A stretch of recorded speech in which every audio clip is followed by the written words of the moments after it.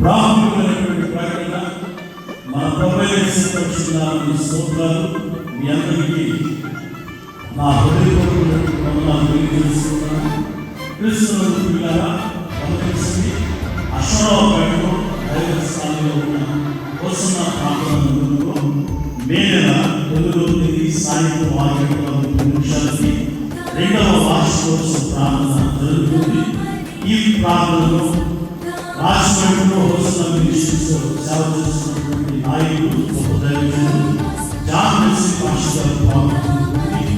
ఆత్మసంబంధమైనటువంటి ఆరాధనలో నడిపించి శ్రేష్టమైనటువంటి వర్తమానం తెలుస్తారు కావున మీరందరూ మా ఆరాధనను గురించి ఈ వార్షికోత్సవ ప్రార్థనలో మీ కుటుంబాలను, మీ స్నేహితులు, తెలియని వారిని తెలియపరిచి మీరందరూ పాల్గొంటున్నటువంటి ఆశీర్వదించవలసిందిగా సంఘకారుడిగా నా ప్రేమపూర్వకమైనటువంటి ఆహ్వానాన్ని తెలియజేస్తున్నాను.